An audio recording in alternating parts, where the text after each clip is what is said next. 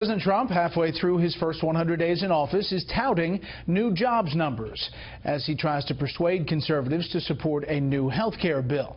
But there are new questions about just how far the president is willing to go in Syria and what exactly he wants to accomplish there. Syria is and has been complex and deadly, a foreign hotspot unlike many others we are facing in the world now, with more U.S. troops in the middle of fighting.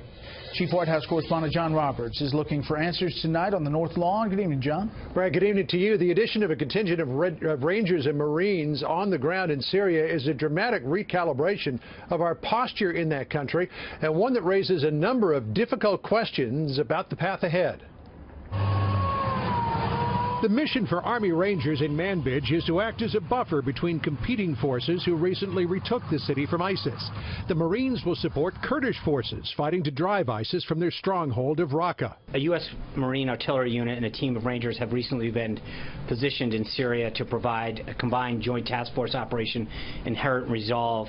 The commander, the agility to expedite the destruction of ISIS in Raqqa in particular. The troop deployment is not part of the official White House strategy to destroy ISIS. That plan is still going through the review process. While President Trump signed off on the escalation of U.S. forces, Pentagon Chief James Mattis has been given a level of autonomy to battle ISIS that the Obama administration didn't allow. One of the things that the president has ensured is that the commanders have the flexibility to do what they need to fulfill the mission. Democratic Congresswoman Barbara Lee of California wants the troop deployment stopped. With the support of a single Republican, she introduced a bill today that would block funding for any increase in U.S. troops in Syria, writing, quote, "For more than 15 years, the U.S. has been engaged in an ever-expanding war in the Middle East. President Trump's deployment of combat troops in Syria is the latest front in this endless war." The addition of conventional ground forces raises possible complications for the U.S. America is backing the Kurds, but Turkey, a NATO ally, views the Kurds as enemies. The potential for conflict with the U.S. caught in the middle was illuminated in a Senate hearing yesterday with the chief of CENTCOM. I think there's a possibility of an impending conflict between Turkey and the Kurds. Do you see that as a scenario that we should be concerned about? I do, Mr. Chairman, and to that end, we are trying to take actions to prevent that from occurring. And then there is the thaw in relations between Turkey and Russia. Vladimir Putin and Recep Erdogan appear to have patched up their differences over Turkey's 2015 shoot-down of a Russian fighter jet, meeting together in Moscow.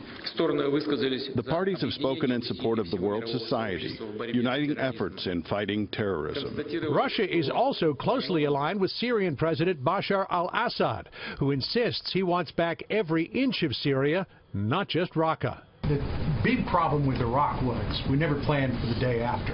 Right. So what are the plans for the day after here when Raqqa falls? Who occupies it? Part of what the president has done during his first 50 days is issue an executive order on January 28th for the Secretary of Defense to submit a comprehensive plan in consultation with the Joint Chiefs and other members of the National Security Team to defeat ISIS.